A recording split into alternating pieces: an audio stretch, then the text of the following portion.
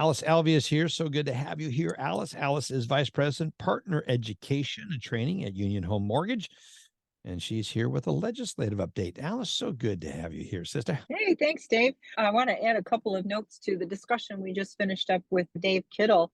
Mhm. First of all, just a quick summary back to Matt Graham's points that he made. I hope everyone picked up on that we should be getting our permanent maximum loan amounts for 2024 coming up by tomorrow when the house price index is released. Today, a lot of companies are operating on speculated amounts that we think are going to be increased, Yeah. and tomorrow will be the actual, so we won't be playing in a guessing game anymore, and we'll all be on the same playing field then, so that'll help a lot. And then as far as the thought leadership and what should people be working on now, one thing that I think can be a big differentiator for loan officers and companies this time of year is to not sit back on your heels in December.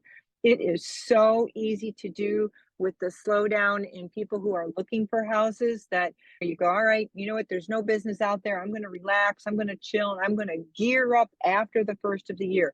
That's backwards thinking. Now is the time to be planning like the plan that David just set out. How do I go talk to my realtors now to have them go look back at their last 3 clients? What are some other things I can do for my realtors to help energize them, help them set up business plans? Now is the time to be working the hardest you've ever worked so that in January 1st, after the holidays, you're on the ground running. You're not now trying to come out of the holiday fog and you're 30 days behind everyone else. Instead, work on it now to be 30 days ahead of everyone else. So just a tip, something I did at Mortgage U all the time is look at this time of year as an opportunity because so many people do sit back on their heels.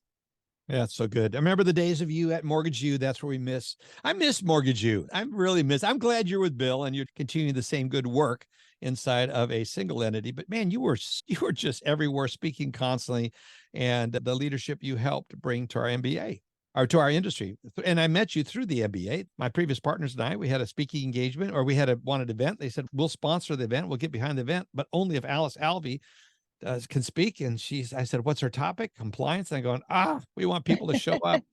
And so FHA anyway, compliance, right? I FHA remember that. compliance, that'll draw people into it. I'm bring Yeah, people in. woohoo! Woo, but Bunch of it turned Texas out mortgage as, bankers, they're yeah, super excited about that.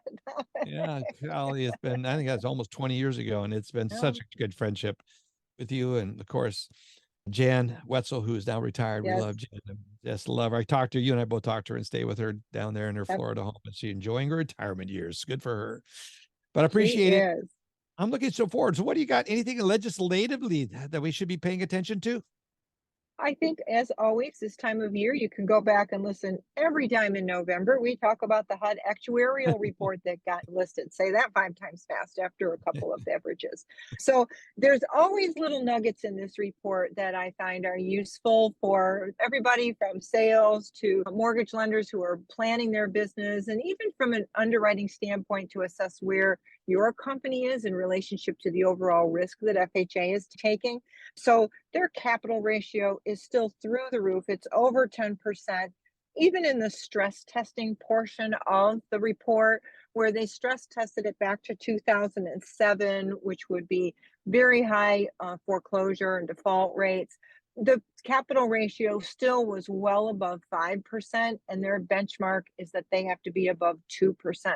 So lots of room in there. Now, I did not dissect all of the possibilities for that stress testing because there are lots of things that really are unpredictable, such as what's going to happen with the reduced volume, as we're all seeing, as their volume will also continue to decline, but offset by that retention of the loans with the low interest rates that hopefully those loans keep performing well over time from 20 and 22. So there's a lot to dissect. A couple of points that jump out. Really zero, there nothing in the report. There are numbers, when you look at the graphs, there are zero, no score borrowers.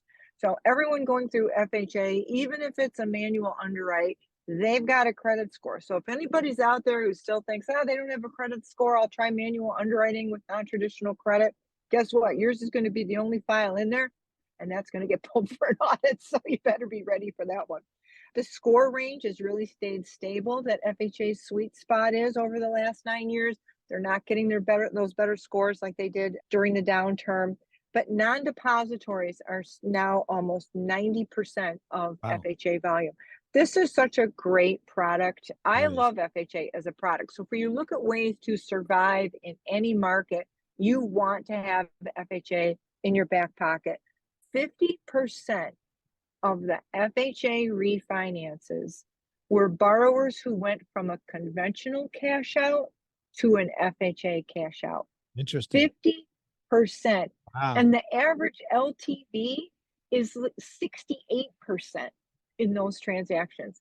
So think about that. That means it's not about equity. It's not about rate. It's not about trying to get the 85 LTV FHA. It's I don't qualify anymore for conventional, either anymore or I was on the bubble in the first place, but I've got the equity now to take care of that cash out refinance just in time for Christmas or right after Christmas. So, Pay like off I said, Christmas. it's Yeah. the planning for what I'm going to pay for during this holiday season. You want to be out in front of those customers and always have FHA on the table, even for your conventional buyers. So if you're not good at it, get trained on it. I know Deal and Associates does a great job with FHA training.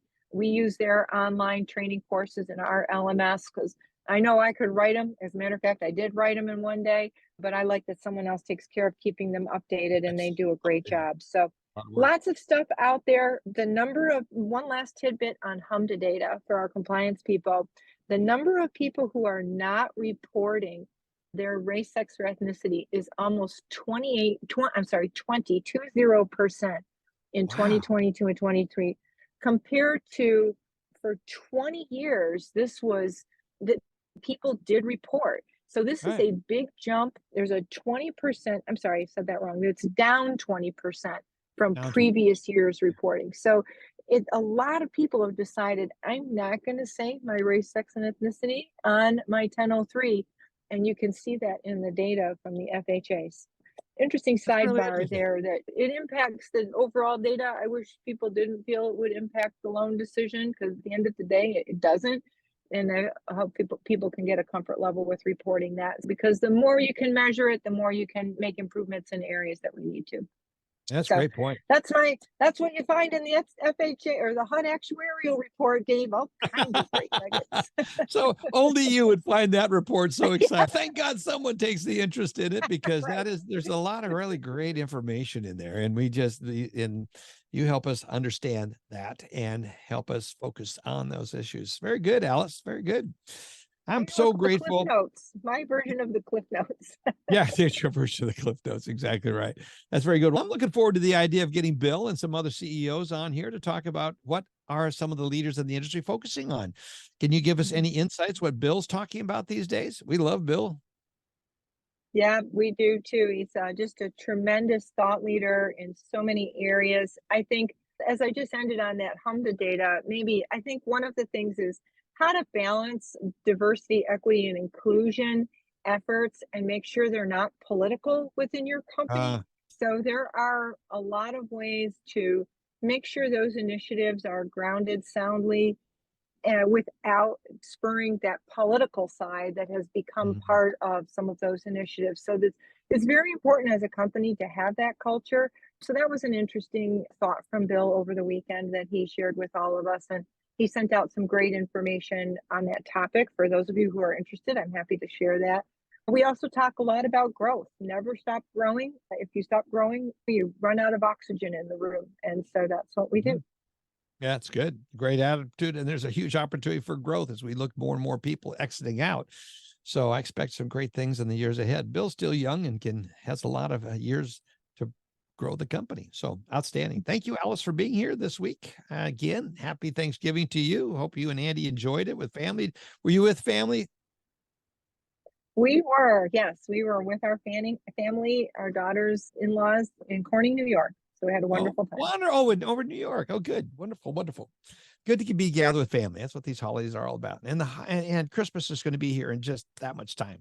So fast. Appreciate your report. Thanks for being here for so many years. I was looking back. It has been just so many years we've been doing this Yeah, together. I'm so grateful for your contribution each and every week. thank you. Appreciate you.